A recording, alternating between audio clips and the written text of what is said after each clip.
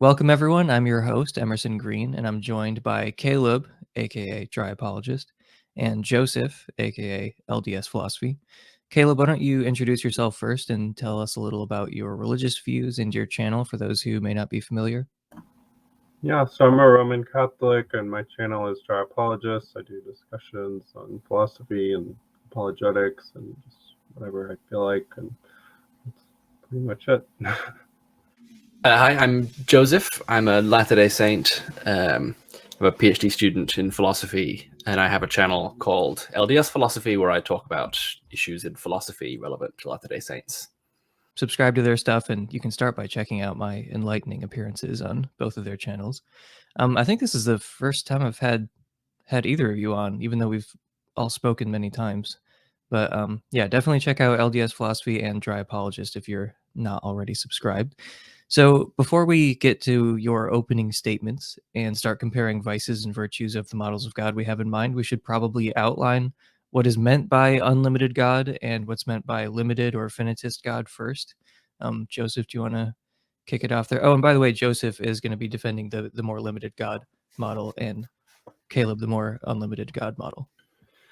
Yeah, I this may sound like I'm being slippery today. I flagged this to both Caleb and Emerson before today, but I'm not like defending a super specified model, super particular model of God because I don't have super robust views. Actually, that's kind of related to some of my theological commitments, that sort of thing. About kind of, I'm not super big on a priori theorizing about God, and so like I definitely am committed to a much more limited God than the kind of God that Caleb is going to defend. And so kind of my view is going to be largely negative, right? So I think that God, I do have some commitments like that God is inside space and time in some sense. He has a body, for instance, that's quite specific. But then in terms of limits on omniscience and omnipotence, I don't have really worked out. I mean, it worked out views, not insofar as I haven't thought about it, but insofar as there's not a lot for me to be super committed on. So I definitely think God has limits. I think there are lots of the kinds of ways in which the orthodoxly conceived God is thought to be unlimited, I think don't make sense. And so I can have quite specific and particular arguments against the unlimited model, and I'll be presenting some of them today. But in terms of my actual commitments, I mean, I think God is omnipotent, but it's not going to be as big an omnipotence as on the unlimited model. I think God's omniscient, but I'm very open to open theism, although I think Caleb is as well. And then, yeah, things like God has a body and he's inside time. Those are the sorts of commitments that I have in mind when I talk of a limited or finitist God. But beyond that, I don't have a really specific set of commitments, so I'll largely be arguing negatively. Yeah, so I mean, in my view, like I do think that, so when I say that God's unlimited, I want to say that there's nothing, at least this is the best way I can, kind of pinpoint, is there's no external metaphysical or causal principles outside of God that are going to constrain God. Now, there could be conflicting intuitions about what counts. Certainly, I think God is limited logically, and even some metaphysical principles, I think God could be limited. But I'm going to want to argue that those are metaphysical principles that he grounds in some way. It's not going to be something outside of him that's confining him. But again, like what counts or not, there can be different intuitions. So yeah, like I'm not an open theist, but I don't think like an open theist is necessarily committed to a limited God, because they can make a case that's just logically impossible for God to, know future free choices of creatures. So I wouldn't count that necessarily as a limit. So, I mean, certainly I'm committed to things like divine simplicity and, all the classical attributes and such, but I think there's flexibility on how to understand those. So there can be different intuitions, but so you've both mentioned open theism. Are you guys kind of in agreement that wouldn't really count as a limitation if not knowing the future, it's not a limitation if knowing the future is metaphysically impossible due to libertarian free will, for example? Well, I'm open to someone arguing that. I will probably get into this later. The notion of limit is somewhat obscure to me, and it seems like it's not like a robust metaphysical category. It's really just different ways of speaking about things. And so I think it would be totally reasonable to call not being able to know the future a limit, even on the open theist view, in the same way that God being unable to do the logically impossible is a kind of limit. It is certainly, I think, a reasonable way in which you can talk about that as being a limit. On the other hand, I think it also makes sense what Caleb has already suggested, that there's somehow different than other kinds of limits, right? In both the case of open theism and God not being able to do the logically impossible, I think it's not unreasonable to kind of distinguish those. But on the other hand, I don't want to be super hard on the idea that limits are these kind of things out there in the world, as opposed to things that we just kind of different ways of describing things. Caleb, do you think that God can do anything logically possible? You mentioned some possible metaphysical limitations as well. So, I mean, if you were trying to give an analysis of omnipotence, would you say, oh, God can do anything logically possible, and here are some further constraints? Or would you start off saying, God can only do everything that's metaphysically possible? Yeah, I mean, I think that it just depends. It's kind of case by case. I mean, if something's clearly logically contradictory, then I think it's absurd to think God could do that. But I mean, if somebody could make a case that it's more of a metaphysical limitation, like I don't think God could take himself out of existence, but an argument could be made, well, that seems logically possible, but it's like, yeah, but if he's a necessary being, but is that a logical impossibility? Is that a metaphysical impossibility? It's not entirely clear.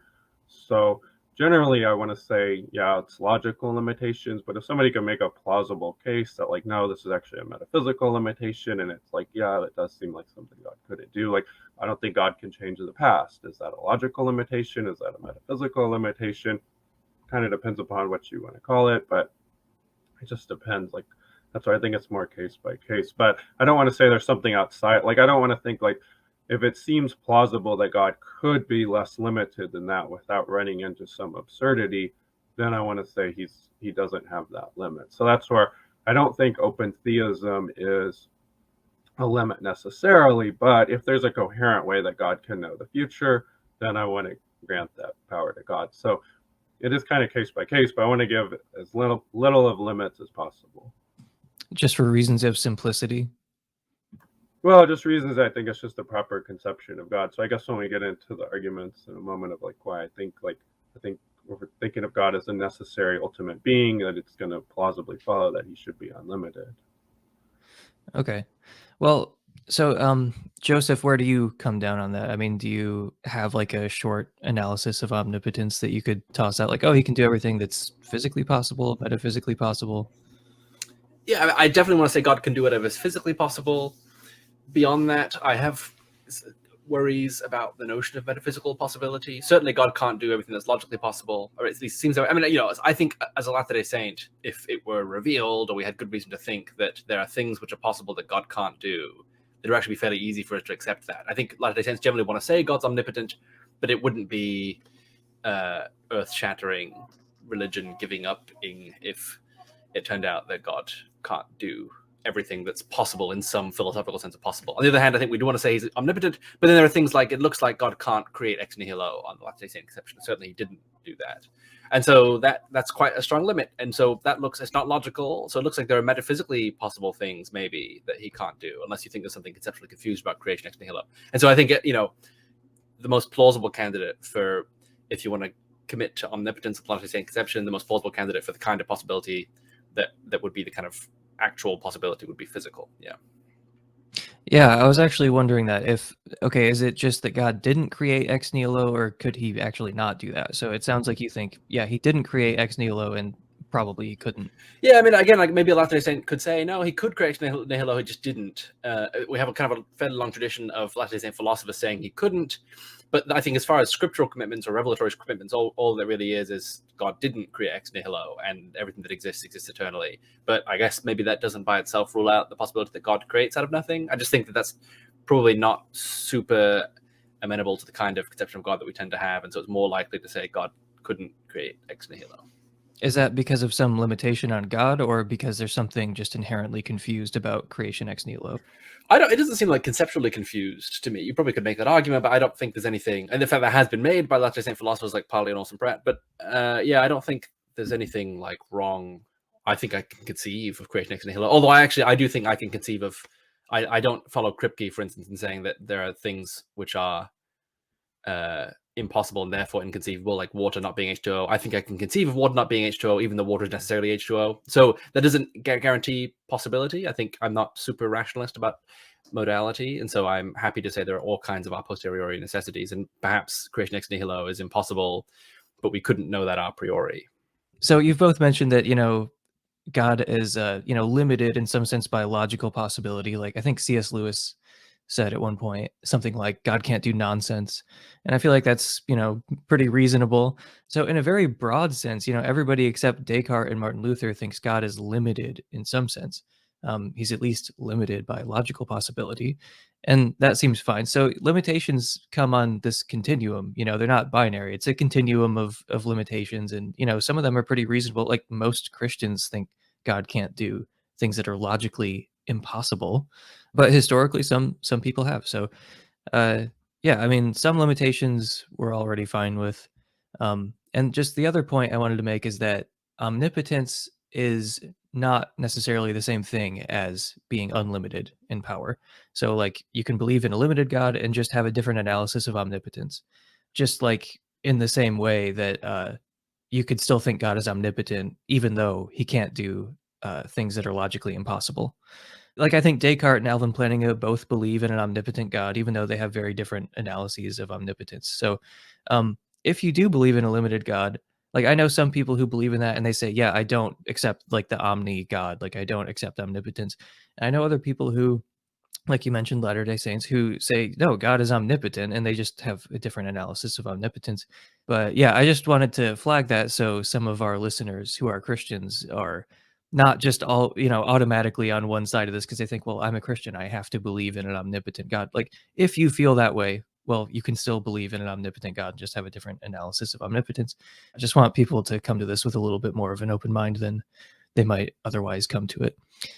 So, with that, I think we can move into opening statements. Do you guys have a preference for who kicks it off? Since I'm making in my opening statement a more or less negative case, really I'm just arguing for limits by saying that certain ways of being unlimited don't make a lot of sense. It might make more sense for Caleb to go first, since I'm kind of responding to the kind of case he's presenting, if that's cool with you, Caleb. Yeah, that's fine. I can go. Okay.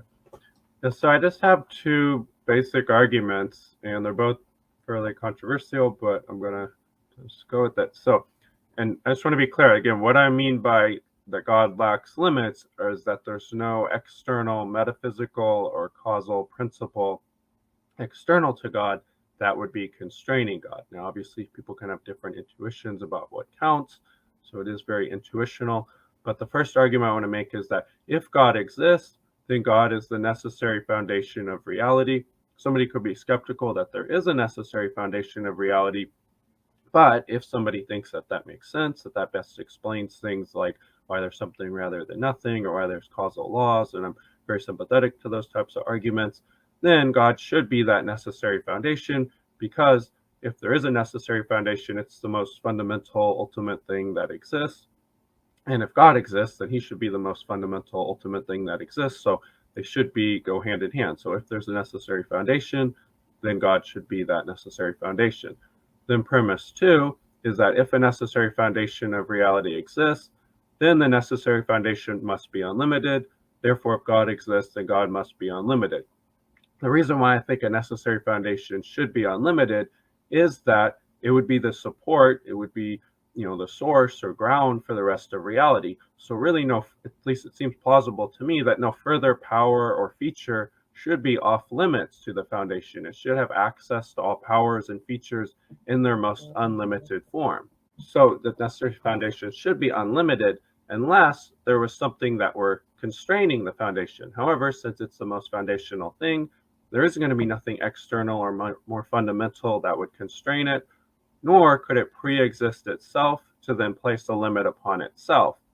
So it seems like the only way it could be limited is if that's metaphysically necessary. It doesn't seem like it's analytically necessary, like a claim like there are no married bachelors or a triangle must have three sides. But if it's the most fundamental, foundational aspect to all reality, it should be more fundamental than whatever metaphysical principle would constrain it. So again, there's nothing to constrain it. It can't be constrained by itself or any principle outside of itself, and it should have access to all powers and features given that it's foundational to everything else. So it seems very plausible to me that if a necessary foundation exists, it should be unlimited, and if God exists, then God should be that necessary foundation. Therefore, God should be unlimited. So that's kind of my a priori argument for why God should be unlimited.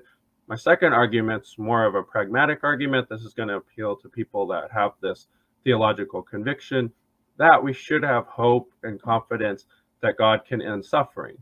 So somebody might make a case that a limited God can better account for suffering, because we can argue that God, doesn't end suffering because he's not able to. But I would argue that this is going to perhaps limit God too much, that he's going to be relegated to not being able to have much influence, if any, within the universe. It's not clear, if God can't end suffering, what God is able to do. But also, I think it strips away our confidence that God can end suffering. So if somebody finds that's a commitment that we shouldn't give up, that God will be able to alter the universe and end suffering, then we should be committed to the claim that God is unlimited, because an unlimited God, we can have confidence, will be able to end suffering. While with a limited conception of God, I don't think we can have that confidence. And if one makes the argument that a limited God is better able to explain why there is suffering, it's unclear that any sort of defense or theodicy is going to be off limits for an unlimited God, unless they're going to argue that a limited God just literally just can't end suffering. But then I think we're going to relegate God to being too powerless, that it's unclear like what kind of confidence we can have in God, what God is able to do within the universe. So overall, I think a limited God is able to give us more hope and confidence. So all things being equal, I mean, that's going to be points for the unlimited conception. So those are both of my arguments. Hopefully that made sense. Yeah, great, thank you. My arguments, I mean, I have kind of a cluster of closely related worries about this conception of God. So Caleb and I previously had a debate on divine simplicity, which in his kind of written case for this kind of a priori argument for limits, he kind of mentions that simplicity might come out of this. And so I have worries about divine simplicity, but also some kind of other notions in this God. So, out of this a priori argument, you're meant to get something like the Orthodox Catholic conception of God. So you also have things like timelessness that are built in here, and aseity. And so I have a cluster of worries about this kind of conception, but I've kind of divided it up into three arguments against something like this conception. And there's lots for us to say after that I won't get into in this opening statement. But I'll start with kind of, can this God be personal, right? So we've got this necessary foundation for reality in some sense, right? Maybe for causality or for just contingent existence. And I want to challenge the notion that the kind of God that you get out of this picture could be personal, which again is a commitment of Orthodox conceptions of God. So Peter Strauss, an individual, kind of famously said that a person is roughly something to which we can ascribe both mental and physical predicates, and that's, I think, obviously wrong, right?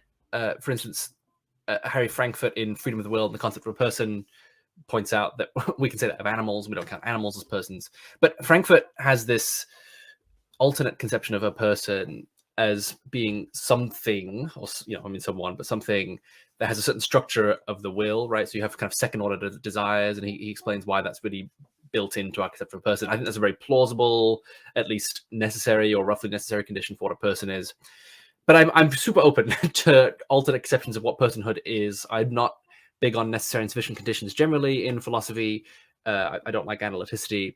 And so I'm happy to say we don't have necessary and sufficient conditions, but it seems like something like Frankfurt's conception is really, really quite important to our conception of a person.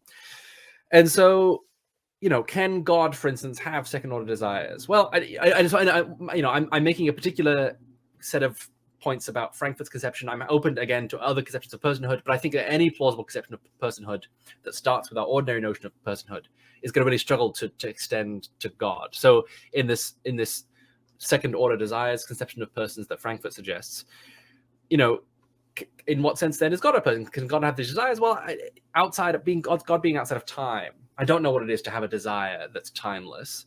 And I certainly don't know what it is to have a desire if you're simple, right? So like, it seems like for us, a desire is something like a mental state, something that contributes to my overall kind of set of cognitive processes. And a God outside of time that's simple in our say doesn't seem to be able to have any cognitive processes at all. And so, or mental states, because it can't be distinguished from God as an object or a being. And so I have no conception then of what it is for God to have desires, and therefore for God to be a person. And again, if you want to suggest some alternative conception of what a person is, that's fine. I can't work out in what sense God is a person, given commitments to things like simplicity and timelessness and immutability, that sort of thing.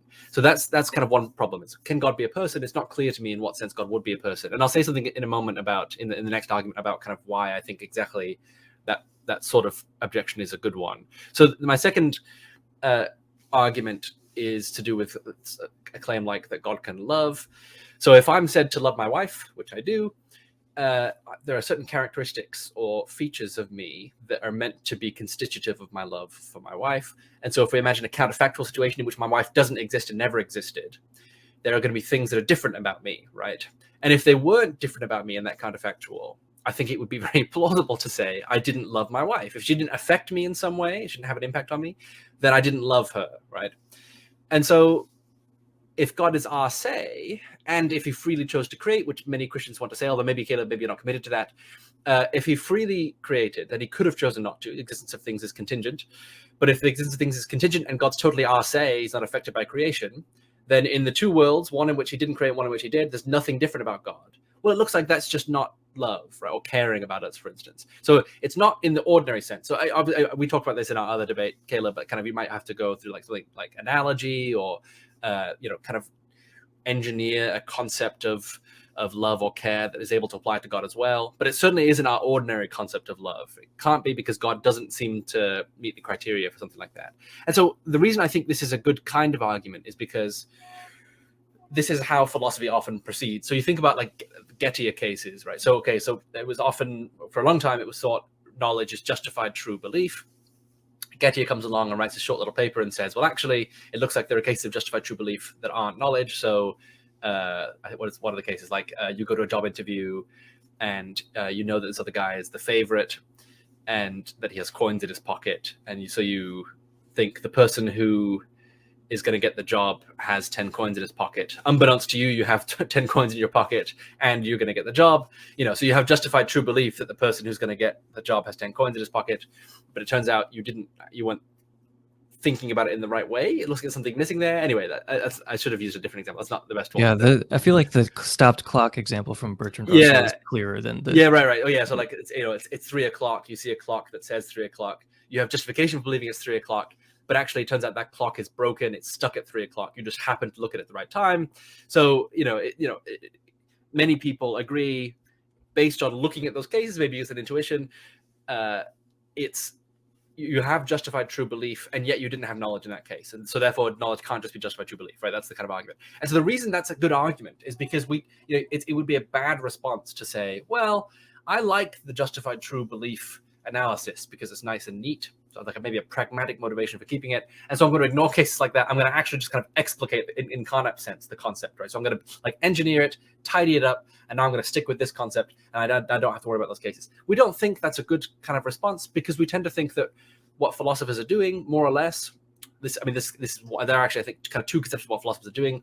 But one is we're basically just analyzing ordinary concepts. And if there are ordinary ways of using the term that don't apply to the philosophical conception, it's a bad analysis, and we need to come up with a better one, right? And now the other way of doing philosophy is something like maybe the Churchlands do, right? So like science says this, our ordinary concepts are therefore not very good and should be given up, right? That's the explication route. And so my claim is that saying something like God can love almost commits you to the explication, the kind of Churchland route. But instead of saying science says this, therefore, it's something like revelation or metaphysical principles say this, and therefore. And so you have to change the concept. You can't just apply our ordinary concept of love to God or of personhood to God. You have to come up with a new one. And the worry, of course, from someone who likes the kind of Gettier style approach to philosophy is that you're changing the subject, right? If you were just to say, I like knowledge asterisk, and that's just justified true belief, and I'm going to stick with that, the person who is interested in the Gettier cases and thinks they're compelling kind of refutations of the justified true belief approach are going to say, well, you're not talking about knowledge anymore. I want to talk about actual knowledge. I don't care if you come up with some engineered concept. That's changing the subject. It's irrelevant to the actual knowledge because actual knowledge doesn't work in the way the justified true belief analysis alleges, right? So that's kind of why I think this kind of challenge to the conception of God is an important one. And again, that's not to say that you can't do the explication kind of philosophy. I think you've got to justify it and say why it's not changing the subject if you're going to do that. Okay, and then just quickly, my last kind of point is, again, very closely related. Just kind of God and language and thought and cognitive processes. So I think when we talk about things like meaning, in like semantic meaning or intentionality, representation. We think we have these representational mental states, something like a belief, right? So if I believe that Emerson is in the Eastern time zone, that's a belief about Emerson. That belief represents and is about Emerson. So it's an intentional state, and that we think that's really important to the way that things refer, thoughts and words. And so then how does that work for God? I just have no idea. So, and one reason that it seems like we have to say that he does, because we think God reveals things, right? So if he reveals a bit of scripture or something, it looks like those things that he's revealed are about things. Or we also want to say, like, God cares about me. Well, that's intentional, right? That's an intentional state, we would say ordinarily. So how does that work for God? I don't know what it would be for God to be able to do that if God is Aseity. So how could God wanting me to be the best that I can be about me if I can't causally affect God? Or if God's simple, how can he have mental states or beliefs or anything like that, propositional attitudes, anything in that vicinity about me or about Emerson? If he's simple and outside time and Aseity, all the ways that we have, all the resources we have for thinking about things like beliefs and representation and intentionality involve things that we can't talk about in God, because he's simple and timeless and immutable and Aseity and all these other things. And so then I have no idea what it means for God to be to have cognitive processes and therefore to be a person, for instance. But just even to all the sorts of ordinary Christian, not even philosophical things, ways of talking about God. God loves me, God cares about me, God wants me the best that I can be. I don't know how to make sense of any of that, because all of those things involve notions, quite essentially, that it doesn't seem like we can apply to God very easily. So then again, that kind of comes back to the ordinary conceptual analysis or conceptual engineering / explication approach. It seems like the ordinary ways are just not going to work. And then I have worries that we're going to be able to get an engineered concept that is good and it can apply to God. So just to review, it looks like God can't be a person given certain commitments the way God is. It doesn't make sense to say things like God can love or cares about me or wants me the best that I can be. And then I don't know how to make sense of God's aboutness, intentionality in God. It just seems really puzzling on this kind of conception of God, where you're committed to things like aseity, simplicity, immutability, and timelessness. And these, I don't take these to be doctrinal arguments. I take these to be really pressing worries for someone who's advocating for the kind of view that Caleb is advocating for. So I have worries about the notion of limit and causality involved here as well, and it's kind of this idea of like lack and limits in like emotions in God. But we can get into all that separately. Those are kind of the three main arguments that I'm going to present for the time being. All right. Well, thank you both for those opening statements. Caleb, is there anything that you want to address before we hand it back over to Joseph? There are a few questions that came up during both of your statements that I definitely want to touch on, but anything with regards to the simplicity, like how could God be a person? How could God be loving? Is there anything you want to address right away with that? Yeah, so I do think that plausibly if God is unlimited, then he's simple and timeless, and that's the conception that I hold to. I don't know if it would necessarily follow, like if somebody, like I do think like the issue with timelessness comes down to like what, or at least I think what theory of time one holds to. So I think that somebody could say like time is purely relational, but God is totally unlimited, but time just isn't a type of constraint. So you could say God is in time and still limited. Now I still think like if God's timeless, that does seem to make him seem more unlimited. That's the reason why I favor that view. So I do lean towards more of a eternalist view of time. But again, I think these issues get tricky. Same with God being simple. Like to me, if God is immaterial, then he's simple. But obviously, classical divine simplicity is going to sometimes commit to more than that. I'm kind of in a middle position on that, but somebody could be like a Scotus and say like, well, God could have formal distinctions, and maybe that gets around Joseph's worries a little bit more. I'm kind of a moderate about divine simplicity. I think that God does have like thought processes, like cognitive processes. I just don't think that these are parts. I just think like it's one simple action that God performs. So I think with some of these issues, it gets kind of murky as to like what counts as a part. So like I want to say like, yeah, God does love us. God does respond to us. God does carry out thoughts. I think it's all done simultaneously, but I don't think he needs to have like a stage by stage, like temporal cognitive process. I think it's all just done from one eternal now, but I think he does love us. And by that, like he does will our good. He does have good intentions for us. So I think like that's enough to be a loving being and to be a personal being. I think if you're a rational being, I think you're a personal being. I think God is able to be rational because he's fully intelligent. He's aware of truths and such. So now I get Joseph's concern, like, well, is this kind of diverging too much? Like, what sort of methodology are we working with? And maybe it does diverge too much for some people. I don't know. The second concern about like intentional states, to me, it's very similar. It's kind of a similar type thing. Yeah, I want to say God has intentional states, but again, I just don't see a strict contradiction. So it kind of comes down to like how we parse it all out. I do have a question about, we probably should have mentioned this earlier, but could you quickly explain what divine simplicity and aseity is or are? Yeah, I mean, divine simplicity is just basically the commitment that God has no parts. But a lot of times people defending divine simplicity want to treat a lot of things as parts that I probably wouldn't treat as parts, like actions or parts, or like transcendentals, like truth and goodness and beauty. Like these could be parts, but they can't be parts. So God is actually one with all of them. I'm not sure that any of those things are parts. So I'm not.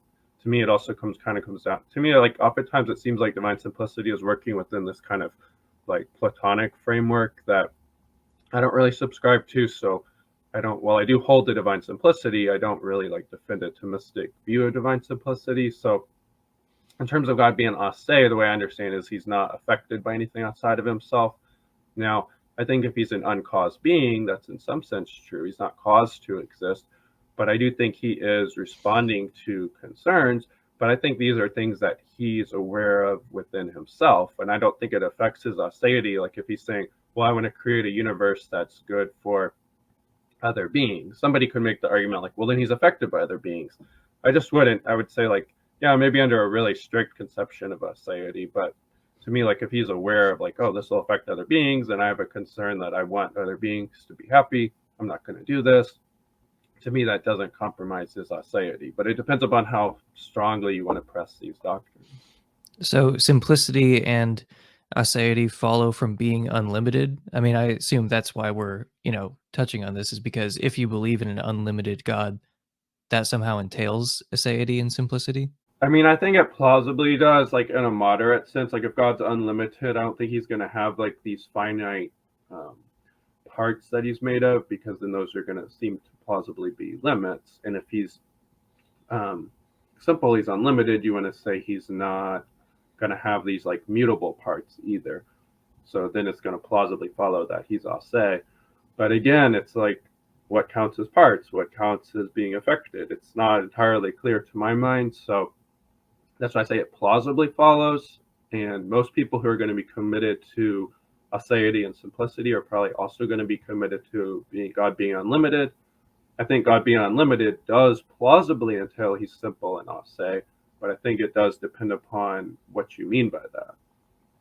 And just before I hand it back to Joseph and he can question you a little bit, you mentioned that you think rationality is essential to personhood, but that seems like it's definitely not sufficient though, because if you've got like a rational robot or like a rational computer or something, but it's not a subject of experience, it doesn't have feelings or thoughts or anything, then I would definitely not want to call that a person. So don't you think, sort of subjectivity and experience is an important part of being a person, not just rationality? Actually, I mean, just add, it also seems not necessary because like infants tend to be Yeah. seen as persons, and even older, like 3-year-olds, I think are unambiguously persons, but probably not rational. Yeah. Right. I should have said conscious rationality. And I agree, something doesn't have to be rational to be a person. But I guess when we say God as a personal being, I think like the minimal claim is that he's rational and personal. Like I wouldn't say he's just personal experience, but he doesn't have rational thought. Yeah. That would seem to not qualify what people mean. But if we say, yeah, he's just like cognizing things, but he has no self-awareness. Some theists do hold that view, but yeah, I wouldn't go that way. We said we wouldn't talk about this, but do you think God has a subject of experience, like he is a subject of experience, or do you think he has 3 subjects of experience, being a trinity? Caleb? I don't know. Like, so I kind of tend to think it's like one experience, and that the personhoods are kind of more. I like the word hexaity, but again, it's kind of one of these mysterious terms. Like, it's more just like a type of personality that God has, but it's like one experience that these three personalities share. But I mean, when it comes to that, I don't know. I think you can make a plausible case either way. All right. Joseph, do you have, well, I'm sure you do have questions that you want to ask Caleb. Maybe just one. So yeah, this idea of God's intentionality, how can God have beliefs about me? So, okay, so I'm not sure about the idea that God can have beliefs or desires or whatever about me, and those not count as parts. But even if I grant that, how do we individuate different ones? So you've got kind of God's one act, right? And that's kind of all timeless and all these things. God wants me to be a good person. He also wants Emerson to be a good person. How are those different wants in God individuated if he's simple and Aseity, right? So simple, obviously, it seems like if my belief that Emerson has hair is different from my belief that you have hair. Those are discrete, separate beliefs in me, right? So even if they're not like parts of me, they still seem discrete and to introduce complexity. And it seems like for us to individuate God's desires, beliefs, knowledge, whatever, knowledge of me, knowledge of Emerson, knowledge of you, they have to be discrete and separate. And then, and then on top of that, obviously, like if God's Aseity, I just don't know what it is to say he has a belief about me if I'm not affecting him. It seems really central to our ordinary notions of it, or like our plausible accounts of what it is to have a belief about something, for it to for the belief to represent that thing or to be intentional, that it involves that thing in some way, right? And I think very plausible accounts, contemporary accounts, and very widely accepted contemporary accounts actually introduce causality there. Part of what it is for me to have a belief about Emerson is for me to be causally connected with Emerson. And obviously that's exactly what's being denied when we say that God is Aseity, that he has any causal connection coming from the creatures to him to creation, right? So both of those things seems to really cast into doubt the idea that God can have beliefs, desires, etc. about me, either as individuated as from me about Emerson, or at all, because I don't seem to affect him at all, right? Those are really kind of central worries I have about this kind of notion of God as simple and Aseity. Yeah, so yeah, I mean, I do think God thinks about different things. Like, yeah, he's aware, like I have hair, he's aware you have hair, he's aware, all the different things. I just don't think that breaks his mind up into different parts. I think it's just one thought, and the thought can have a lot of different content. And I just think to my mind, it only compromises simplicity if God is made of parts. And I'm not sure that like being aware of a lot of different mental content like is parts. Like I'm more of a conceptualist about parts. So like I kind of think like the only parts are material parts. And like if I think mind is immaterial, and I think like one cognitive act can take in a lot of mental content, and that God can still be simple. But in terms of Aseity, like, so if I'm thinking about doing something, like if I'm thinking about building a building, and I'm like, oh, this could be really great for the world, I don't know that I'm necessarily affected by people outside of myself. I could just have a desire to benefit the world, and I could have a desire to benefit other people. Even like when God's thinking about creating the universe, and I don't think that's like a temporal process, but he's just doing it. I think he's just aware of his desire to do good for other beings. Now, you could say by extension he's affected by those other beings, but to me that's kind of a more liberal notion of like being affected. Like it's not like that being is outside of God and he's like being moved by some being that exists. Even it's like he's being moved by his own internal desires. Now it is directed towards other future beings, or logic, or I shouldn't even say future, but posterior to his own action. So he's antecedent to them. He's responding to his own internal desires. But yeah, and if you want to say that compromises Aseity, I could say sure. I'm not committed to that view of Aseity, but I don't know that being unlimited entails Aseity. So, sorry, I know you wanted to move on. Maybe can we do one more? Like I say something and then Caleb responds, and then we go on to just because I do have lingering worries. So, kind of one on kind of individuation and simplicity. So that almost sounds like you're saying that, for instance, if you were disembodied, you do think that the mind is immaterial. So if you didn't have a body, that like with respect to having parts, your mind is actually simple. So obviously maybe not quite enough because you're still in time, that sort of thing. But it sounds like you're saying your mind would be simple in that respect. Is that right? Yeah, so I think, yeah, minds are immaterial and minds are simple. So like, obviously I don't think a brain is simple, and I think humans are, causally connected to their brains and such. And I mean, I'm open to different views on philosophy of mind, so I'm not necessarily committed to like a strong substance dualist picture, but I do think it's plausible that consciousness is immaterial and God is, immaterial consciousness. So to me, that gets you to simplicity. Now, I understand that the classical consideration of simplicity might have further commitments that people want to press, and I'll just be ambivalent and be like, well, I don't know if that's required. But Okay, all right. That seems quite radical to me. But if that's your view of mind, then I guess that works. So the other thing is just about the intentionality. So let's imagine that I dream up a person and I want to have a belief about them, and I just imagine that he's old and kind of balding and the president of the United States, and he's a bit dotty, but left leaning, all these things. Turns out I have this thought that kind of a description matches Joe Biden very well. And I think I'm having a thought about this person. But I've never interacted with Joe Biden. I don't know anything about Joe Biden. I've never interacted with anyone who has interacted with Joe Biden. I couldn't, on most accounts, have a thought about Joe Biden in those circumstances because I'd have no connection with him at all. You could say I'm on a different planet. I'm an alien on a different planet. I imagine a human being, and I happen to, imagine things that apply to Joe Biden and only Joe Biden. So on most accounts of intentionality, you couldn't be having that belief about Joe Biden. There are alternative accounts of which you can, but I think the plausible ones would say, no, you're not having a belief about Joe Biden. You're having kind of a belief about something that like kind of about Joe Biden. Because what's essential to it being about Joe Biden is that you have some connection to Joe Biden. That's what it seems like. It seems like the former case, the case in which you don't have any connection, but you imagine things about it, is what would have to be the case for God, right? That I just kind of, God imagines this guy with blonde curly hair today wearing a green button-up shirt, sitting at his desk, but it wouldn't be about me because God can't be connected to me at all. He's Aseity, and so he can't. His beliefs or wants, whatever, couldn't be about me because they don't relate to me in any way at all if he's Aseity. And so that's what I guess that's my worry, is that on any account of what it means for us to even make sense of things being about things, I think it seems like something like causal connection is really important to that. So if God doesn't have that, it doesn't seem like he could have thoughts or beliefs about me at all. If they're all internal, if it comes from him internally, all these things, I have no idea what it means to say he thinks about me or loves me, because I don't seem to enter into those attitudes or whatever at all. And that's kind of my central worry about intentionalities. I don't know how to make sense of it being about me if God's Aseity. Well, so clarify, I think that in my mind, the issue with Aseity is God moved to act by other people. So I guess strictly speaking, Aseity, I just take it that God doesn't depend upon anything else for his existence. So that would already he could be moved by other people and not depend upon them. But I think if you're thinking about a concern like impassibility, is God moved to act by other people?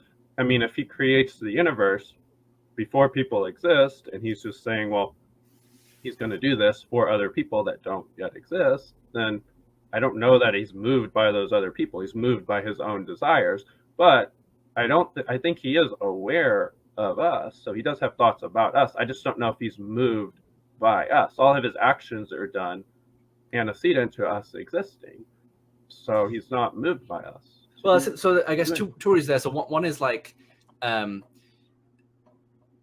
one is that we do. I mean, the way Christians tend to talk, right, is that this miracle occurred in my life for me, right? So I didn't have any money and I received a check in the mail, and God kind of was involved in that. And so that would seem like he is, at least in ordinary parlance, he's moved to act. I don't know how to make sense of that kind of view. I mean, especially God's incarnation, Jesus reached down and pulled up Peter, right? That was God doing that, and that seems like moved to act. But then the kind of the other side of this is just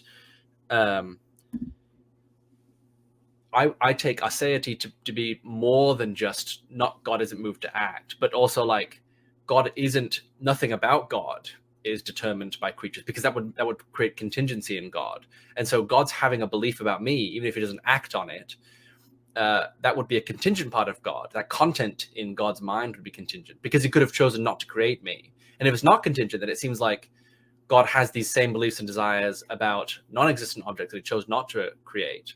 And then I don't know in what sense I'm different than non-existent objects. So yeah, it just seems like one, I think Aseity, at least on the Orthodox conception, does have to be stronger than just God isn't moved by creations or by his creation, or isn't dependent for his existence, but also that nothing about God is determined by creation. And that then I think is what was worrying me about the idea of potentiality. And then also it does seem like, at least ordinarily, Christians talk about God being moved to act on our behalf, right? That's kind of his involvement, his providence, his involvement in saving us, or just in kind of personally helping us in our lives. That seems to involve God responding. Sorry, Emerson, I know we're going on. So I guess, Caleb, you have the last word on this, then we can move on. I apologize, we've gone on longer than we should have.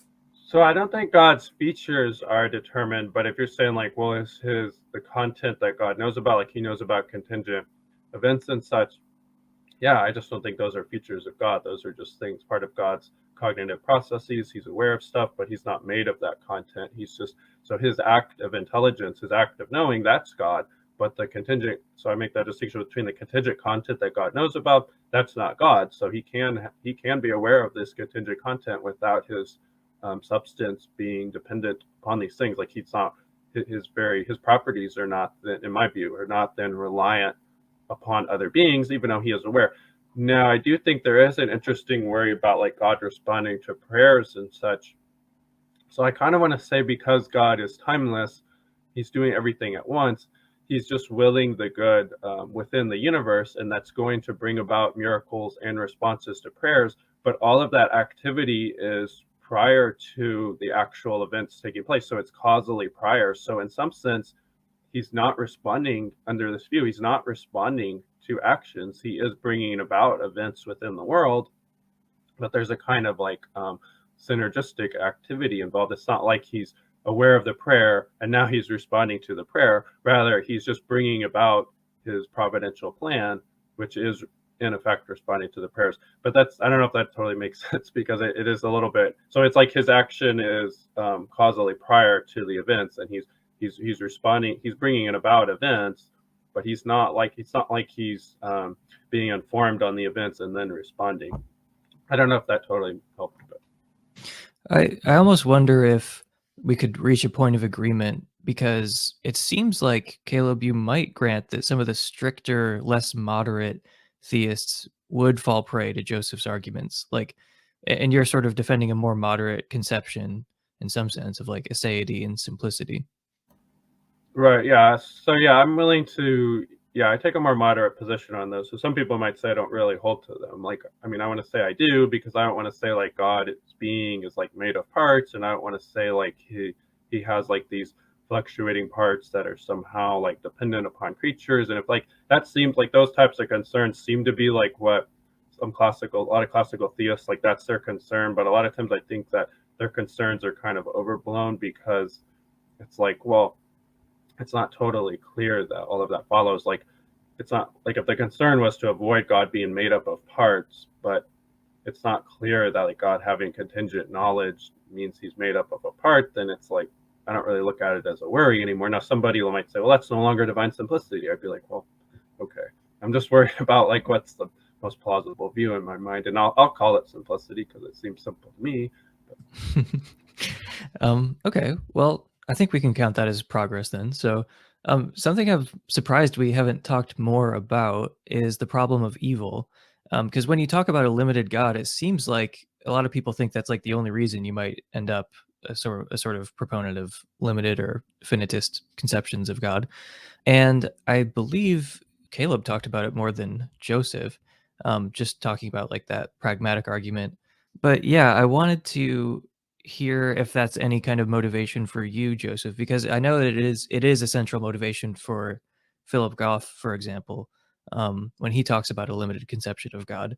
And yeah, so I guess I just want to hear both your thoughts on if the limited God fares better with respect to the problem of evil, and how much better.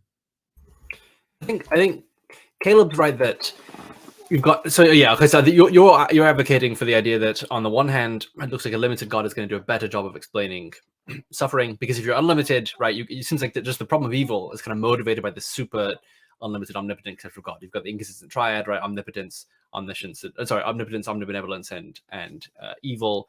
And like the more rah you go on omnipotence, the harder it looks like it is going to be to explain why God hasn't done away with evil, right?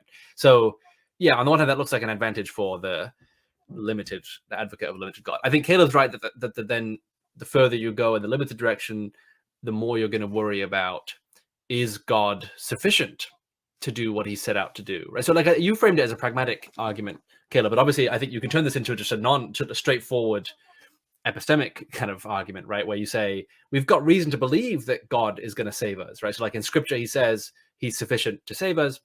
And if you believe that, and you think that's inconsistent with a really limited God, well, then you have reason not to believe the limited God, right? So it can be pragmatic as insofar as like it's a motivation, like almost like a bit of pragmatic motivation. But I think it's also can just be an argument that, well, we believe that God can save us, and that type of God wouldn't be enough. So is that kind of God enough? Well, I guess to answer you, Emerson, is this a motivation for me? Not particularly, just insofar as this is not something I think about. I don't know what to do with evil in terms of like a really worked out theodicy. So I am obviously committed on the one hand to saying there is evil in the world, and on the other to say that God is going to overcome it, and that somehow God and that evil are compatible. And I think the God's limitedness is a resource that I can draw on. God can't do all kinds of things that he would be able to do on the Orthodox conception. It's much easier for the Latter-day Saint to say that God's limited in various ways and still call him omnipotent, because we're used to doing it, right? Lots of theists, and I think Caleb's obviously not like this, but would say like, logical limits aren't even limits. It's just, it doesn't make sense. It's not a thing even to say that God can't do, because they're not things at all. And so that's, there are no limits on what God can do. And Caleb's obviously like open to even saying, well, maybe they're just metaphysical limits or whatever. And so, that kind of attitude, I think, makes it easy. Latter-day Saints have that kind of attitude. It makes it easy to say things like, yeah, there's lots of things God can't do. And so that's part of why evil exists. And so, yes, and I think that is like kind of evidence. It can be a motivation. It just happens not to be a motivation for me particularly. But I think, yes, there are resources here, and then the project is to work out how that doesn't conflict with God saying he can save us. And so so Caleb, I know you had this in your opening statement. I don't know that you said anything specific enough for me to feel a need to respond to it. Like, I think if you have particular points, God can't save us because he can't, I don't know, be involved in our lives in a certain way or something because he's limited. So if you have like kind of more specific challenges, although I know that's tough because I haven't given a specific view, but then maybe we can work through that. But so I think, yes, I think you're right that that's the problem, is you have to work out how God can save or have his providence work if he's limited. So maybe we can. Yeah. Well, I guess the worry in my mind would be like if it depends on how somebody puts it forward. If somebody's saying like, well, God can't stop suffering because he's just not powerful enough to, then I would say, well, then how can we rely upon that being to bring about, heavenly afterlife for us or paradise or whatever? And I'm not saying somebody couldn't work it out, but if somebody's then going to say, well, there are these barriers and he has to like work around them, I'm open to that type of view, because the theodicy that, I defend does kind of have that view. I just want to say that it's more of a metaphysical limit. It's not like that God isn't all powerful. It's rather that there are these metaphysical, quasi-logical, again, however you want to cast it out, but these sort of barriers about free will and such, and mortality and such. But then I would say, well, the unlimited conception can have that view too. So it just it depends upon what motivates. If somebody's saying like, well, the limited conception is better because God just can't stop suffering, then I would be like, well, that just seems to go too far. But if that's not your view necessarily, then yeah, this concern may not apply. But then I would say that maybe our views aren't that far apart about unlimited. No, actually, I suspect that I'm going to end up closer to the kind of view you're talking about than what Emerson's saying. So because I think most Latter-day Saints by far, and this is probably what I'm tempted to say as well, you point to a particular instance of suffering, the classic, baby drowning or something. Could God step in and stop that in terms of power? It seems like most Latter-day Saints can say absolutely, of course he could, right? And so like that, in that sense, I think maybe that's part of why I don't see this as being a super big draw. Limited God as being explained, suffering as being a big draw for the limited God view, because I do think probably that God has the power. Because even if God's just like a superhuman, well, Superman can save the baby, right? So maybe there are limits in terms of like God can't be in two places at once, and so if there are any two instances of suffering on opposite sides of the world, maybe God couldn't do that. But I think again, Latter-day Saints are going to say no, of course he could. Not sure how that works exactly because he's embodied, but he could. Maybe that's by sending angels to do it or something, right? And so if God's got 10 billion angels, he can have one guarding each person, and he could stop, right? So and then plenty for animals too or something, right? So okay, so maybe that's so then I think Caleb and I are going to end up wanting to say similar things in a theodicy, as opposed to my appealing to things he can't appeal to, like God just physically couldn't stop this particular evil from occurring. On the other hand, I think it's easier to say things like, because God can't do the logically possible but maybe metaphysically impossible, like implant in me virtues artificially, and those count as virtues, because maybe that doesn't seem quite like logically impossible, but maybe metaphysically. So if you're like really big on omni-properties, you're going to say, it's the challenge. One of the challenges is going to be, why couldn't God just make heaven right now? Why couldn't he put virtues in me that make me virtuous so I should be in heaven?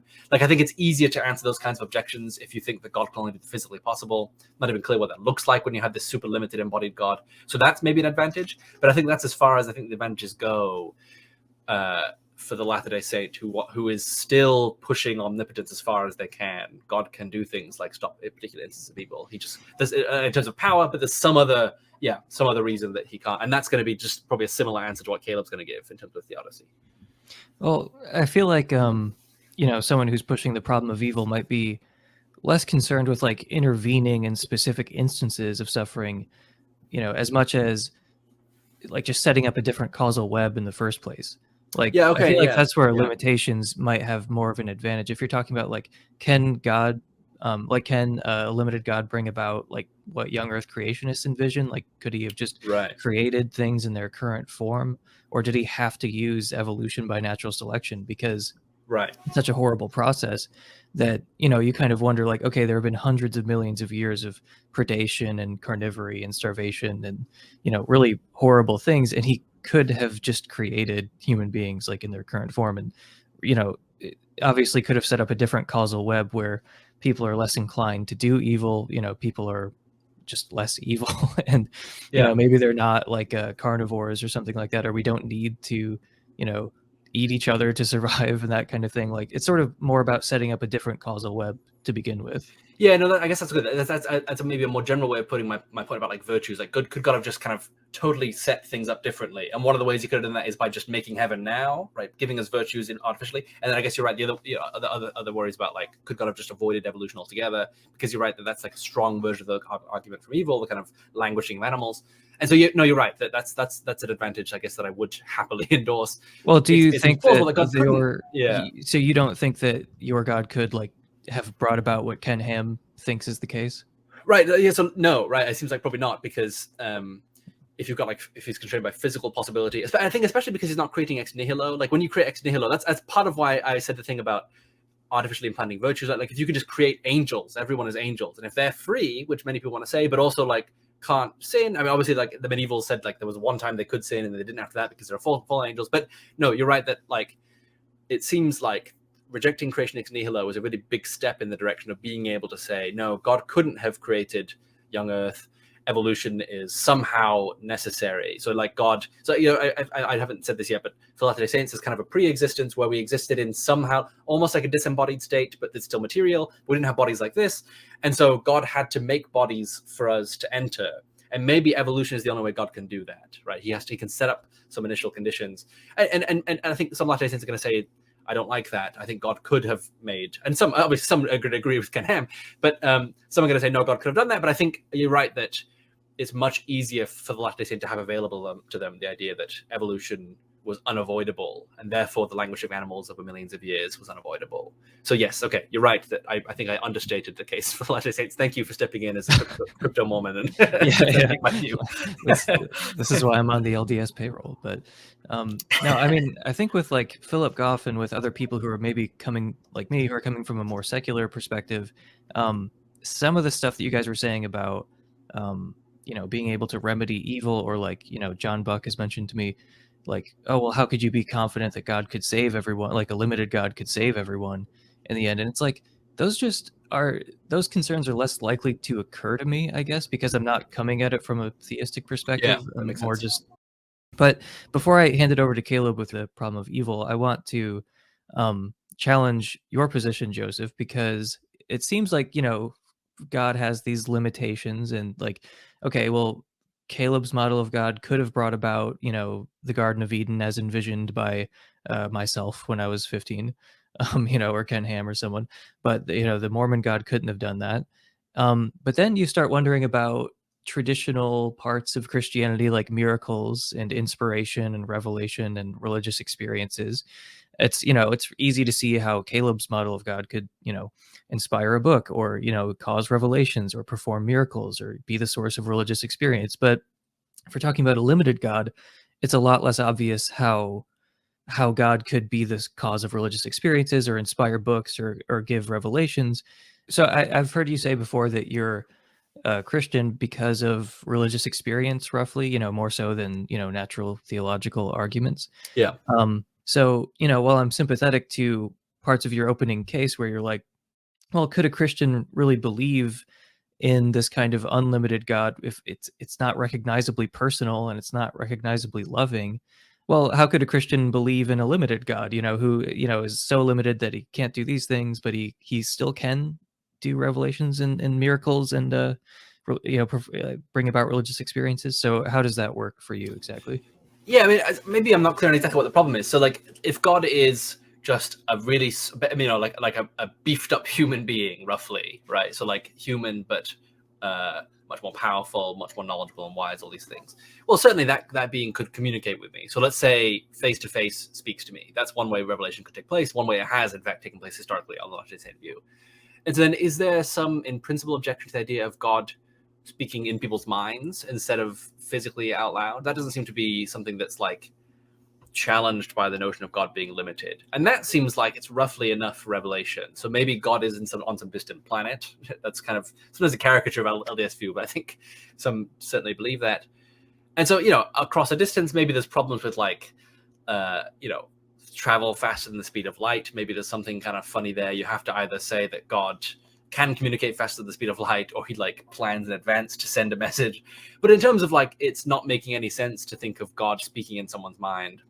That doesn't seem to be ruled out by a limited God. And that seems like roughly, I don't have any idea what the actual mechanics are, but it seems like as far as like an account that gives you enough resources to account for revelation and the inspiration of scripture, that seems like roughly that would be it, right? And even if it means that God often has to send an angel to physically talk to someone, that too seems to be enough for revelation in some form. Maybe it doesn't account for all historical instances of it, right? Obviously, we don't think that all scripture was inspired by an angel speaking to someone, but I mean, so I think one thing you have available to you to say on the unlimited view, although I think it's not a plausible thing to say, is something like God could give you a self-verifying experience that's indubitable, right? So God gives you this experience, you couldn't deny it, you now rationally are forced to believe in God or something, right? And I think that's just not available. I think some Latter-day Saints actually do think that's how revelation works. I think that doesn't make sense. I mean, epistemically, I don't think any experience I've ever had, or any experience I've had described to me by someone who's claimed to have a religious experience, sounds like something self-verifying. They sound like things that can be doubted, and maybe they shouldn't be. Maybe it's rational for you to believe in them, but I don't think it's like indubitable, certain in the same way that like the cogito is or something, right? And so, like, maybe that's a difference. I don't think it makes really any sense on the Latter-day Saint conception to say that these are indubitable. I think these are things. I think actually, like, part of like faith is like volitional commitment that requires room for doubt and that sort of thing. So maybe that's a difference. But I think even on the unlimited conception, it's kind of weird to talk of that like self-verifying experience. But that's one thing that I think it's at least more plausible to say on the unlimited model. Okay, so we just covered a lot there. Caleb, do you have anything that you want to touch on with respect to the problem of evil, or any of the other topics that we just covered? No, not necessarily, because I mean, I think the concern is like a lot of times when people are putting forth like a response to the problem of evil, and it's like, oh well, God can't stop suffering because he's just not powerful enough. That seems to create some concerns that, and I mean, like if somebody's an atheist, then they're going to say, well, that's not a concern for them. So it's a theological concern, though. If somebody's committed to the view that God is going to be able to eventually end suffering, it becomes unclear how he's going to do that if he couldn't prevent it so far. So it seems like a theist needs to either appeal to skeptical theism or a theodicy, and and Joseph and I'm seems like we're kind of in agreement that like there needs to be some kind of theodicy. Now in terms of like the Garden of Eden question, for me like that's kind of tricky, because like I think God has the power to have brought about a Garden of Eden situation, but I do think there's a theodicy for why he didn't, and Emerson and I've discussed that at length before, and somebody may not find my theodicy plausible or not, and like that's a totally separate, or maybe I can get into it, but it's a long discussion. So I want to say, like, yeah, there's like kind of a logical, maybe metaphysical reason why God didn't create the Garden of Eden situation, and I want to say that's not a limit in God's power or goodness or anything, but it's just like a logical, maybe metaphysical limitation. But I would still say God is unlimited within that paradigm. I just want to flag one more thing on the problem of evil, just for those in the audience who might find that kind of progression really convincing. Like, oh, well, I'm kind of persuaded by some, natural theology, and I think God exists, but then I look at the problem of evil, and then I place limitations on God, and to me that satisfies. So there are some people who go through that and they think it's okay. Just one thing I wanted to say in defense of that. Um, wanted to appeal to something Richard Swinburne says that nobody ever checks up on, and I'm not going to do it, so I'll just repeat it as if it's a fact. So apparently we assumed the speed of light was infinite before we had any information to the contrary, because that was like the simplest value. Like, we didn't place any arbitrary limits on the speed of light. We just thought, yeah, it's infinite. But then we got some experimental evidence to the contrary, papering over a lot of a lot of things here. But we came to believe that, oh, the speed of light isn't infinite; it's c, whatever that value is.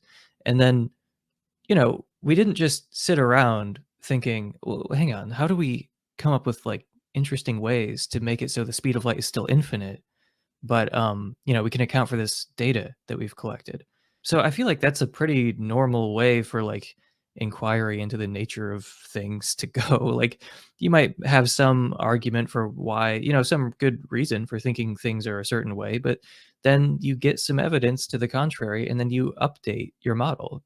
So I feel like that's a totally legitimate thing for theists to do as well, if they're persuaded by that line of reasoning, which they may not be. But if you think the problem of evil is, a serious issue that can be solved by placing some limitations on God's power, then, there's a precedent for that. That's a pretty standard way of reasoning about things. Um, I can't remember why Swinburne brings up the speed of light thing, but that's the lesson I drew from it. I have a feeling that's not the lesson that I was supposed to draw from it, but that's the one that I took from it. Yeah, I mean, my recollection is like it. Obviously he's a big proponent of simplicity and like arguing God's the simplest explanation for things. So I think he's like, at least my understanding is he's kind of making a case for like why we should favor simplicity. But yeah, like I think yeah, there are good reasons that want to favor the view that God is unlimited, at least for pious reasons. We don't want to like denigrate God, but if somebody can have reasons, like, I mean, somebody might think, I think, like, going back to C.S. Lewis, I think he has a quote where it's like, maybe some like pious uninformed person might think it's blasphemous to say God couldn't make a square circle, but it's like, yeah, but come on, like, that's just absurd. So like, if somebody can make a good case why God would be limited in some regards, then that could be good motivation. And so I think that's where it is kind of case by case. But so yeah, it just depends upon what principles you're working with and what you find plausible. So I think we will transition now to audience questions from Twitter. I told people we'd be doing this, and I found a few good questions. And this one relates to what we were just talking about. This is from Josh Rasmussen. He asks, why, if God is limited, does God have those limits rather than slightly different ones? For example, being a meter bigger or having one more power. So, yeah, I mean, this sort of relates to the speed of light thing. Like, you start off with this, you know, I mean, I used to not like this argument at all, the kind of like arbitrary limits objection. I just used to not get why that would be like a real consideration. And just over time, as I've thought about it, I'm like, no, I kind of see that. Like, you don't want to place arbitrary limits on things. But yeah, at first I used to think like, I don't know why infinity or zero would be like the simplest values. Like if you before we knew about like the mass of stars or something, it's like, well, the simplest we can say for sure is either that it has infinite mass or zero mass. It's like, well, first of all, I'm not sure those are the simplest values, and second of all, they're definitely not the most plausible. But I think when it comes to something that's foundational, and Caleb, you were talking about this, in your opening, when it comes to something that's like truly fundamental and foundational, then I feel like this argument from arbitrary limits, it actually makes a lot of sense. Because if it's fundamental or foundational, then like what is there outside of it that is, causing these limits? Or more to Josh's question, if God's limited, why does God have those limits instead of like slightly different limits? And he says being a meter bigger or having one more power. So, Joseph, what do you think about that? Yeah, this is one of those really tricky cases where I like Josh's work a lot, but we approach philosophy so radically differently that I think virtually nothing I can say is going to sound satisfying to him. Because in some ways, I'm just rejecting the question. In other ways, the way I think about God and reality is so different that it's not even going to really engage with the way that he thinks about God and reality. So it's really tough because Josh is smart, but I just reject like fundamentally the way he approaches philosophy and the question of God. And so I think we've already touched on some of the ways in which I think why does God have those limits as opposed to others. I mean, so like I gave arguments, and this is related to what you said, Emerson, about the speed of light thing. God, we have certain facts about God, like that, or the purported allegedly, right? Things that we think we know about God. God loves us. God thinks about us. God's a person, and those look incompatible with certain ways of being unlimited. So I think I know that God's personal, and therefore I think I know that he can't be timeless and immutable in our say, because I don't know how to make sense of the idea of him being personal given those ways of being unlimited. And so if it's right, and I have good reason to believe that God is personal, which I take myself to have, then I think I have to get rid of those limits, right? So that's one way of saying that that's why God has those limits and not others, right? That's the only way to make sense of certain features of God that I think I know that he has. I think I suspect that some ways in which Josh is going to want to say God is unlimited, I'm going to think don't make any sense kind of in themselves. Maybe not even really invoking ideas of God, like trying to explain features of God that I think I know he has. So like the idea of, we didn't really get into this today, but the idea of like God grounding causal relations or something, that seems to rely on a notion of causality that I think is confused, and therefore that doesn't need explanation in the way that like that argument is meant to explain. And so I just think it doesn't make really sense to say that God's unlimited and foundational because of that fact or something. So there's going to be ways I'm going to push back that. I mean, but I think the question still can be pressing, despite the fact that we approach. And again, I think Josh is like super big on a priori arguments, and I'm not at all. And so I think Emerson, you made a good point insofar as the kind of God that Caleb is positing, this question makes sense. And for the kind of God that I'm positing, I'm not sure that it does, because the type of God I'm positing isn't like foundational to reality in the way that like a Thomist or just a classical theist God is. I don't think God explains the nature of causation. I mean, again, maybe I think that's not even a coherent notion or a good, clear notion, but I think God is like another being in the universe in exactly the same sense that I'm a being in the universe. Obviously, he's a different type of being, but I don't, this is in this way, maybe my view is closer to the naturalist conception of the world than one on which. I mean, even someone like Graham Oppie, I think, is someone who's actually got a view of the world closer to what Josh and Caleb are going to advocate. But then, like, kind of, just your bog standard naturalist philosopher is maybe something close to what I'm going to advocate. And so, just that conception of reality, the nature of like metaphysical questions, it's going to be unclear that this is a good question to ask when you have that kind of overarching worldview. But I think then there are still ways in which Josh's question can be pressing, like, why isn't God 1 meter taller? If I think God has a body, right? And I mean, I there are different things to be said there. Maybe God has had that body for an infinite amount of time, and then the question doesn't arise. Some people are going to say, no, you still need an explanation for that infinite chain. Then you've got people who are going to say, no, that's fallacy of composition. Just because each stage needs an explanation, it has an explanation, the prior stage. You don't need an explanation for the whole thing, right? That's one way of going. Another way, if you accept the infinite regress model for Latter-day Saints, you could say, I don't know, something like evolution occurred for gods or something. So I mean, there's different ways of going here, but I think I'm not going to give some principled way of explaining all the limits as God has. I'm going to have lots of different ways of diffusing different worries about the limits on God, the kinds of worries that Josh is going to have. Right? Sometimes I'm going to say, here's a fact about God that is incompatible with certain kinds of limits. Certain kinds of limits don't make sense as being. Like that notion of unlimitedness doesn't make sense, and other times I might have to give some particular answer. So it's a good question, but it's one that I think is just reflective of an approach to philosophy and the question of God that I don't accept. And so it's hard for me to engage. I'd love to talk to Josh about some of the stuff sometime, because we do have like just really radically different, even maybe more. I think Caleb, you and I agree more than perhaps Josh and I would. So Sorry, that was very long-winded, but it's because I'm worried that Josh is going to think I'm stupid for being able to not answer this question in a satisfactory way. I doubt he thinks that, but I think that it's just interesting because this is just yet another example of Mormons sounding like atheists, basically. Like, especially with the, I mean, it kind of occurred to me while you were talking that, like, you sound a little bit like the atheists who say, oh, God's attributes are just contradictory or unintelligible in some sense, like at least on certain conceptions of God.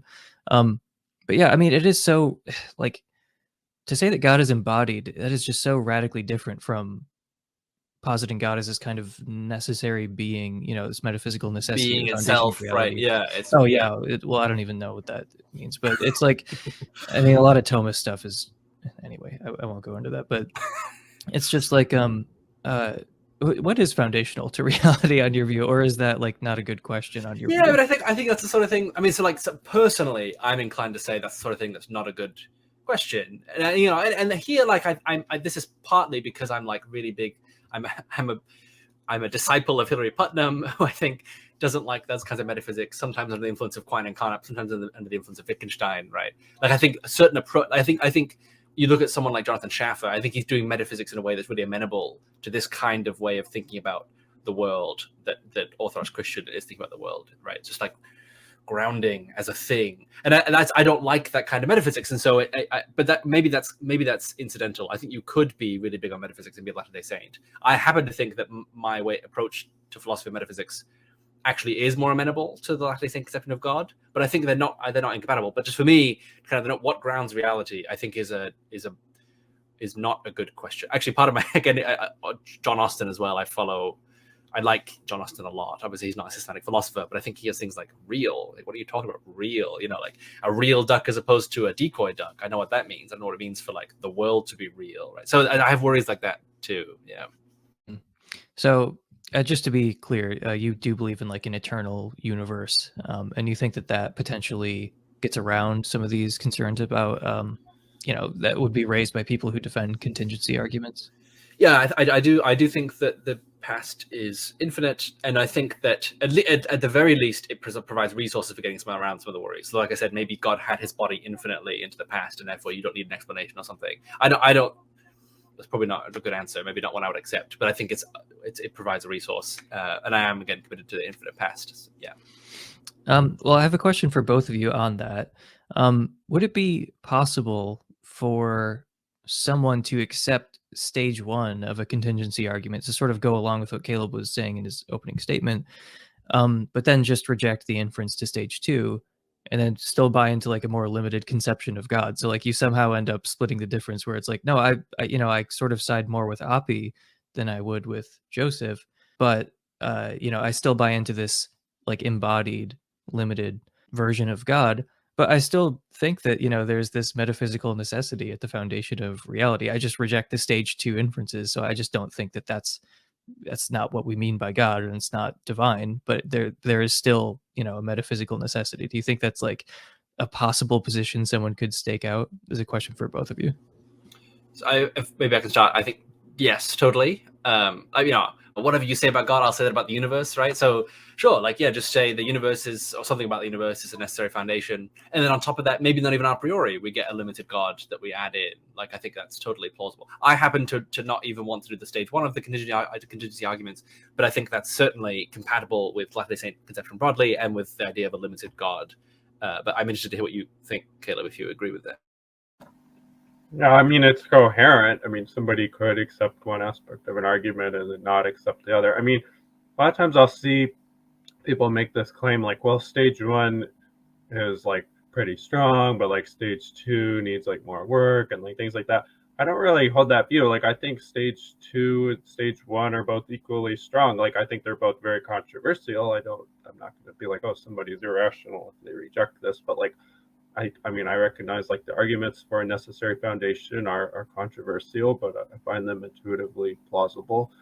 And I find the arguments that a necessary foundation would be unlimited and that being unlimited would entail omni-properties. Like, I find that very intuitive, just equally intuitively plausible. But I mean, where somebody comes down on something's going to depend on their intuitions and such. But I find them both like equally compelling to my mind. So this next question comes from John Buck. He asks, what sorts of auxiliary hypotheses could be added to God in order to ensure he'd be powerful enough to account for the data, but not all powerful? Yeah, so I mean, I guess we got into this a bit. So I suspect the biggest challenge to any limited conception of God's being able to save arises most prominently in cases where you want to press the limits of God so hard that you say things like he couldn't have saved that baby that drowned. He didn't have the power to do that. So then suddenly, like certainly I don't have the power to save people. It's clear that I couldn't. I don't know what that would look like for me to do that, right? And so like, yeah, when you limit power in that direction, it's like, well, what can God even do? But I think when Emerson saved my view earlier by pointing out that it's really about not being able to set up totally different frameworks for the world, well, then you can still allow that God has lots and lots of power within the framework. And so let's say all it takes, or roughly, well, okay, part of what it takes to save people is to send a sinless being to take on the sins of the world and make it possible for people to repent and return to God, something like that, right? That's kind of a standard Christian conception. So Latter-day Saints hold that. Well, then you just need the powers involved in that. So you need to be able to send someone who's sinless, the power to be sinless, and the power to die on behalf of people. And maybe that's some kind of metaphysical thing. It's not clear on what that exactly means. But that looks like it's totally compatible with a limited God, specifically a limited God of the kind that can't set up a wholly different framework, ex nihilo. So, and maybe you also think that like resurrection is part of this. You have to have God has to have the power to resurrect. So you still have a very powerful God, but it looks like, you're going to look at the Christian scripture, Latter-day Saint scripture, and say, well, I just need to explain these particular features of what kind of the story of salvation is, and then anything outside that is kind of fair game for putting limits in order to explain evil in the world. So to answer John's question directly, it looks like identify what's required for salvation, something like an atonement, sending Christ to die for our sins. God has those powers, and then anything else that would be helpful for me to explain evil by limiting God in that regard, maybe I can do that, right? So I think, the types of auxiliary hypotheses I would look at are particularly the ones related to the way it looks like salvation actually works, right? I think a way of rephrasing John's question is, if God is limited, what is limiting him? Oh, did I totally misunderstand the question? Is that what No, I just wanted to make sure that, I think you answered the question, but I'm saying like maybe what he's getting at is also something like this. I think that suggests an approach to limits of the kind that I take it Josh would have, and then I take Caleb to be having. And that was kind of what I flagged very early on when I said something like, I don't want to think of limits as this super metaphysical thing. I don't think laws of logic are a thing out there that limits God, right? Like, I think what it is for something to have a certain character almost entails for it to be limited in a way, but limited just ways of talking about things. So like, God is God and he's not me, and that's a limit. But like, I know it's like, I think the kind of, when you have the robust unlimited conception of God, it's, you don't want to say that I'm imposing a limit on God, but I think that's a coherent thing to say, that the fact that God's not me is a limit on God. But I don't want that to be a super metaphysical thing. I think it's just what it is for God to be God and what it is for me to be me are different things. And so, I don't think I want to say that there's always some thing out in the world limiting things. I think the way the word limit works, it's just some things are something and not something else, or something. I think I can be pretty linguistic about the notion of limit in such a way that I then don't even want to have to answer the question of what is it that's limiting God. Well, I think like God's character is such that it's one way and not another, and then we can describe that using a limit or something. That's one way I might answer something like that question. I think maybe, within the framework we're operating in, we would say that there are a lot of brute facts in your worldview as compared to Caleb's. So, do you have like an issue with the notion of a brute fact, or do you accept like, there are a ton of brute facts in my worldview relative to Caleb's? Well, I mean, okay, so suddenly we're probably, it sounds like we're going to invoke like the principle of sufficient reason or something. And again, I think this is an approach to metaphysics that I'm not attracted to. Like, I think possibly modal claims are context dependent. And so it's not just like this kind of one fact of the matter as to whether this thing is contingent or necessary. I think these are just not the right way to approach questions of modality. And I don't know, I'm kind of soft on this. I'm open to, if I'm open to anything in metaphysics with a capital M, it's kind of modal questions. I'm quite sympathetic to kind of essentialism, that sort of thing. But I do think, so okay, so for instance, so like, you say something like water is necessarily H2O, that looks like it's an essentialist claim, like it's essential to water that it be H2O. I'm actually quite attracted to so that's attributed to kind of Putnam and Kripke. Putnam's later view, and I think maybe this is late in his early view, he says things like, according to a population biologist, it's essential to a dog that it belong to a certain population, that it belong to kind of a history. But to a molecular biologist, it might be essential to the dog that it have a certain DNA structure. So he's saying kind of in different contexts, relative to different interests of ours, interests in explanation, we're going to say different things are essential to the dog, but they're not metaphysical claims with a capital M, because in different contexts, we're actually saying different things that the population biologist might say. So one example he gives is like, you clone a dog. The population biologist might say that's not a dog, whereas the molecular biologist might say it is a dog. And that's because it's relative to different kinds of interests, but they're objective given those interests. And they're also, he says, kind of bound up with rationality. Not just any fact about God is a plausible candidate for being essential to it. The way to wash its hair isn't, like what shampoo to use, isn't a good candidate for an essence. So maybe there's like a range of essences, but that means there's a range of modal facts, and the modal facts are going to change based on context, based on our interests. And so that's what I mean when I say that these modal facts can be context dependent. And so then once you've gone down that dark path, like I think you just kind of give up on context-free, what are the truth conditions for this modal claim, right? Like, is it contingent or necessary? Is it a brute fact? Start to look like dubious questions once you've gone down this route. And so that's why I'm hesitant to say, like, yes, I accept brute facts. I think certainly on like you said, on the kind of view that you guys might advocate, it looks like I have all kinds of brute facts in my system. But I'm not sure that I like that the view of modality that leads one to say that. I don't think that's part of the way I want to think about the world, if that makes sense. So again, a really unsatisfying, like refusing to answer the question as opposed to like giving a nice answer. I apologize. No. I mean, I think by some metrics, you might be more of a naturalist than me. Like literally, but that's probably right.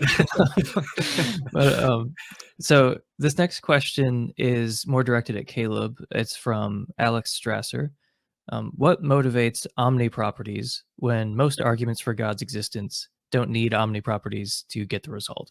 Or generally, which is kind of the whole debate, how are the arguments for and against God's existence affected by limited properties?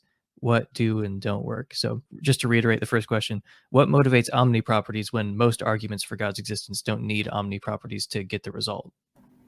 Yeah, I mean, I think a lot of arguments don't, but you could question like the plausibility. Like if somebody's gonna make like a fine-tuning argument, for example, they could say like, well, yeah, technically God doesn't need to be all powerful, but like, is it really plausible that like when we're just thinking about like a being that creates the universe and fine-tunes the laws of physics, like again, like why would that being be limited in power? So it's more like a conceptual worry. Like, yeah, I mean, most of the arguments don't entail omni-properties, but so I look at it more as like this conceptual concern when we're thinking about God in general, like what is limiting God?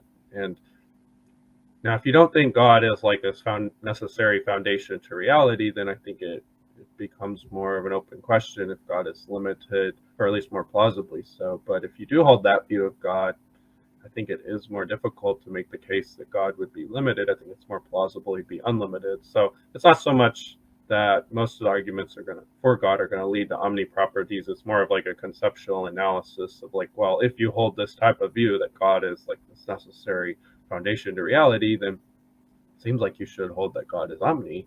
Now, some people, a lot of times their commitment to God being omni is going to be more like a theological conviction, like that's like the most reverent view to have of God, and that's a consideration as well.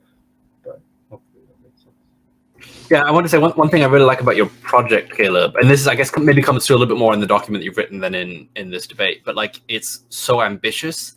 You start from this kind of a priori argument and you get so much of the orthodox conception of God. And that's like a really cool idea that you can, because obviously like you have someone like William Lane Craig giving the Kalam, who then gives some kind of vague considerations in favor of like moving from a first cause to the conception of God. But you work really hard and give these nice arguments for simplicity and omnipotence, all these things, just from God's being a necessary foundation. And that's like I think that's a Like if I were to do natural theology, that's the kind of thing I would want to be able to do. That's cool. I think that's a cool project that you have to be able to get that far in favor of like kind of rationally justifying specifically the Christian conception, right?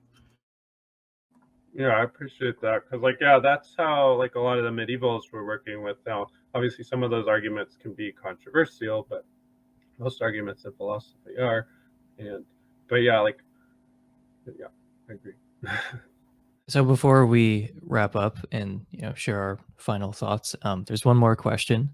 This is something that we definitely needed to touch on. So, what makes a limited God worthy of worship? Would a limited God be worthy of worship? And I guess we'll start with Caleb. So I mean, part of me wants to like be like, yeah, limited God's not worthy of worship, so like I win the debate. But like, but I don't really find that argument that plausible, because I'm not sure like if God exists but he's limited, I'm not sure, it's not obvious that he wouldn't be worthy of worship. Like if he's a morally perfect being who is doing our best for our lives, and he was our creator. Now Joseph might have a different view of what it means for God to be our creator, but I don't know, basically like a morally perfect being that's out to benefit me, I think that being is worthy of worship. Like it's not obvious. Like, so yeah, I don't quite buy that argument that God would have to be unlimited or perfect in every attribute to be worthy of worship. I mean, I think it makes sense that if he's perfect, he's worthy of worship, and if he's unlimited, he's worthy of worship. But it's not like it's so obvious that like that's required. Yeah, this is an interesting one, because like for me, like I think it's very natural for me to say that some worship. So again, kind of what might be the argument be here? Well, we analyze the concept of worship, and it turns out the only object that's worth worshiping is this like super unlimited perfect being.